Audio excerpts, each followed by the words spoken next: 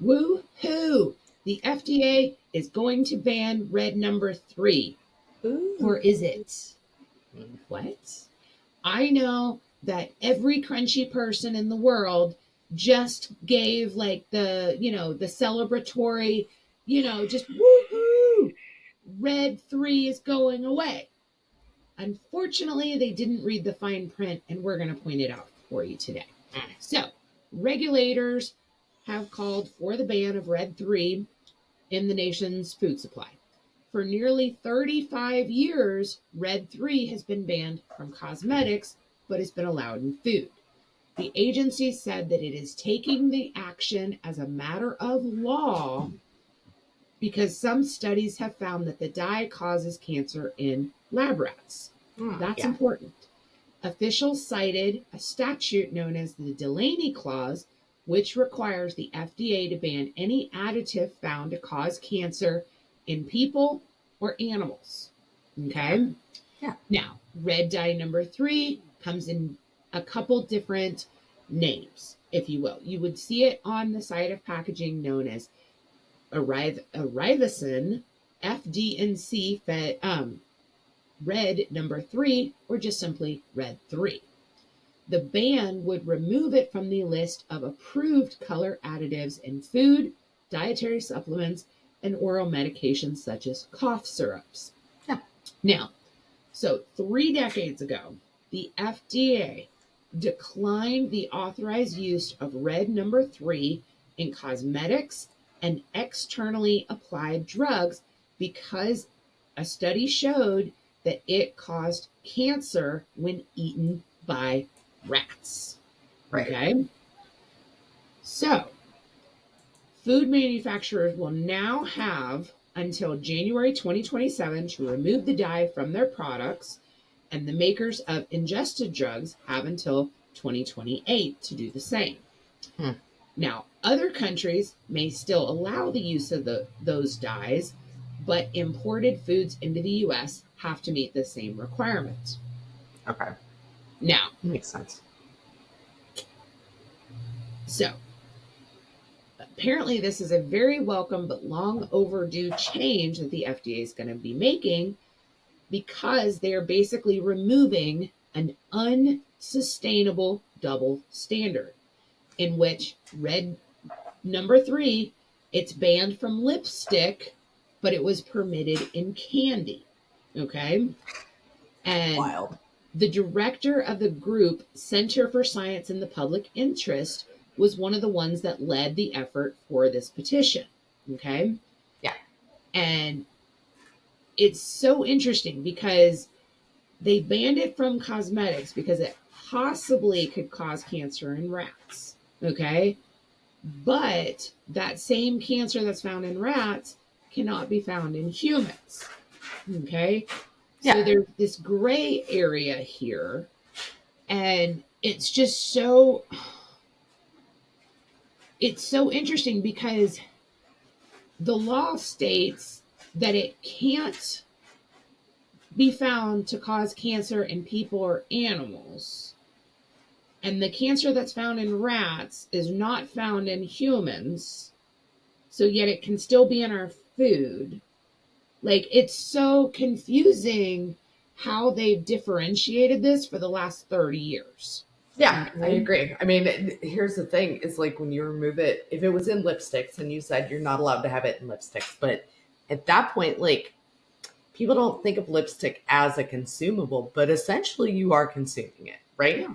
So if it'd be different if they're like, no, it's fine as a lipstick, but it's not fine as a blush. Like that's a different application. Because you're not licking somebody's cheek. I mean, not So often. even if you're not, licking your lips, if you're kissing somebody else might be getting. Or you're drinking something and some of it passes in, or you're eating. Like it just, like it's, I hate that we don't consider certain things like that consumables. Like, anyways, regardless. So, okay. It's going to get weirder. Okay. Yeah. Now, it's not clear whether this ban will face legal challenges from food manufacturers. Of course, okay? Yeah. Because evidence has not determined that the dyes cause cancer in humans. And if you Right. feel like I'm repeating myself, I am, because this is very important. Okay. At Mm. a hearing in December, the FDA commissioner suggested that there is a risk. Okay. He said, well, we ban something, it will go to court. And if we don't have the scientific evidence, we will lose in court. Okay. So when the FDA declined to have Red 3 in cosmetics and topical drugs, so stuff that goes on top of the skin, Yeah. back in 1990, the color additive was already permitted in food and ingested drugs. Right. Okay? Because research showed that the way the dye caused cancer in rats did not apply to humans. So, you see what I mean? Like, Yeah. they literally have shown that it can cause cancer in rats, but it doesn't happen in humans. Okay?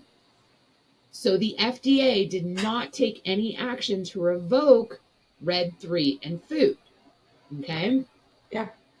Now, what's also kind of compelling this is that 24 members of Congress sent letters to the FDA demanding they ban Red 3. So now we have something that's a public health issue. It's now become political, but when it comes down to it, it's going to be scientific and legal.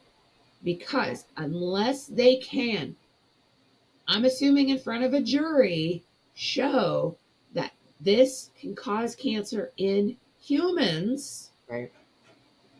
it may get revoked. But Yeah. the law states in animals or humans. So Right. either two things is going to happen. It's either going to come out, hey, we knew this would cause cancer in animals 30 years ago. Why have you allowed it to be in our food? And then that means the FDA is wrong. Or they're going to state, since it doesn't cause cancer in humans, only rats, therefore it should be allowed to stay in food, and food manufacturers don't have to take it out. You see what I mean? Yeah. I don't know that one side is winning here. It's going to be a tough battle either way, unless there's new research that's already in the preliminary stages. And that's what's kind of been the backup catalyst, and they haven't published yet. That's a very realistic possibility. So there could be some unpublished research. There could be new research that was started in preparation of this. That's like, there's been, and other countries have banned it because they have had research. So maybe there's bringing in some of that data to help support why they've decided that they're finally going to ban it. But yeah. So Red 3 is banned for food use in Europe, Australia, and New Zealand, except for in certain kinds of cherries. The dye is getting ready to be banned in California starting in January 2027. There's also lawmakers in Tennessee, Arkansas, and Indiana who have filed to propose limit certain dyes, particularly from foods offered in public schools. Think cereal and lunches. Now, so what happens when a manufacturer, honestly, we're talking about Big Sugar again, because the majority of red number 3, think of it as like your cherry bright red, okay? Yeah. Almost like a glossy cherry red. Like they said, maraschino cherries. That Maraschino. deep, whatever, I can't talk. I know. The deep red cherries. So you're gonna find red number 3 in fruit cocktail with cherries. Any like cherry pie filling, anything cherry related. Oh, I actually found a list of the top things that are typically Red 3 is found in. And it's candy, especially seasonal candies, such as candy corn. Christmas candy. It's bright red. Mm-hmm. Candy corn and dyed marshmallows, cakes and cupcakes, which because of sprinkles. It's the bright red sprinkles. Well, and the food coloring too. Yeah. Frozen desserts like the ice pops and ice creams with strawberry flavoring. Does this mean it could affect red velvet cake? Potentially, yeah. I don't even make red velvet cake with food dye anymore. We're not talking about you. Keep going. Frostings also makes sense. Maraschino cherries. You're welcome. Fruit cocktails also typically have maraschino cherries. Colored beverages. So, like Mountain Dew Code Red. I was just about to say Code Red. Protein shakes. Vegetarian meats. Bacon Bacon bits. Bacon bits. bits. Sausage. Strawberry milk. And puddings. But no Jello. Okay. Jello's You know, better that than is that. interesting. It didn't say gelatinous products or gelatin laced or whatever. So anyway, okay. So when these food manufacturers, they're going to have to reformulate. Okay. So Yeah. already they have to worry about, you know, our other story about how many added sugars, how many saturated fats, how many sodium, but now they have to worry if it has red 3. Yeah. Now, what do you think these companies are going to do? They're not going to go reinvent the wheel and go find something else to make this really bright, shiny red. Right. They're just going to switch over to red 40. Okay?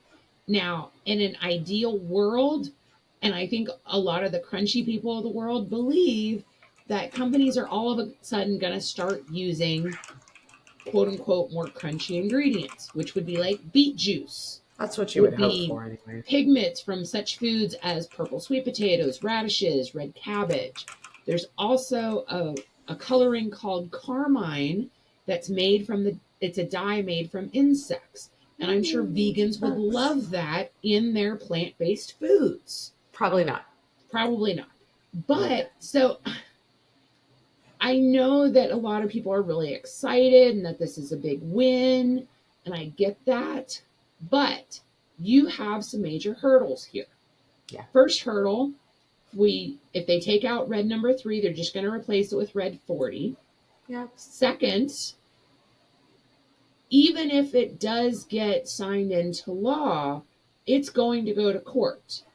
Just because they say it has to be done by 2027 or 2028, depending on the product, it's probably going to take more than 2 to 3 years in court because you've got these big lobby groups against it.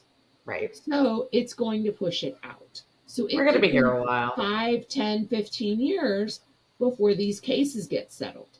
Yeah. And then the science and the law, I don't think is in our favor at this point, because either the FDA will have to admit it was wrong, or they'll have to say there's nothing wrong with it. So I just think this is going to be a huge uphill battle. And for all the people that are celebrating, I would say, you know, hold off. We've got some time. Yep. Don't put the party hat on just yet. No. Unfortunately, I think this is more of a time for the tinfoil hat, because this is almost right there on conspiracy theory. How can you offer a product in one category for 30 years, but refuse it in another? Maybe like the skincare industry doesn't have as strong a lobbying groups as Big Sugar. I honestly think they do. Because cosmetics have been fully unregulated forever, literally forever. Like, it's not until maybe the last 10, 15 years where we've really kind of paid attention to the things that are in our shampoo, conditioner, makeup, like all of that. Which is why none of our shampoo and conditioner works anymore. None of our cold medicine works anymore. Well, none of our cold medicine works anymore because somebody decided to make stronger drugs out of the good cold medicine, and now it's regulated and you have to show your ID for it. So, yeah. But I'm just saying, between the regulations about water pressure, having a crap ton of hair, and then also having shampoo that doesn't work. Sorry. Mine works for me, but I don't have 70 pounds of hair. That's fair. I'm not a farm of hair, so you can buy the sulfates. The sulfates still exist. They're harder to find. They are. It's actually usually in the cheaper products, which, in my opinion, don't tend to work very well anyway. that's funny because there's a discussion about people going back to cheaper products because the more expensive products are not working. And by going to cheaper products, it actually cleans better and their hair feels softer. So this is definitely a discussion for another day. But Something the to keep end an of eye the on. story here is, don't celebrate yet. Don't celebrate until the law is signed into effect and that the court have ruled for it. Because at this point, we're just waiting for the other shoe to drop. Yeah. I will say one thing that I've read about Red Dye 40 and not comparing the two, but like if we're transitioning over into this other, I think it actually has a higher incidence of allergic reactions in susceptible individuals. So like, I believe that Red 40 is actually in way more products than Red 3 because Red 3 is a brighter, more like just in your face kind of red. right. And so in a lot of products, you might actually have Red 40 and Red 3. Yeah. And so either way, I mean, we've seen what happens when companies remove these artificial dyes. So, I mean, once again, you're looking at some pretty big deal. I mean, companies do stand to lose a lot of sales by removing these artificial dyes. Yeah. It's going to. I mean, it kind of goes back to the good vibes and the nostalgia marketing. Everything goes back to that. Good old vibes. Vibing it. And apparently, vibes must vibe to severely bright colors. Yeah. Yeah. You can't. That's not a vibe. That's not the vibe. The vibe is mellow. There you go. Because nobody wants mellow colors in their cereal. I don't want any colors in my cereal. I just want my cereal to be cereal. Blech. You just want brown. You Yeah. want different boxes of brown cereal. I like brown. Yeah, you are not an average American. I'm sorry. You're crunchy. That's different. What am I going to do? I'm going to continue to eat my brown cereal. Living my Good best for you. life.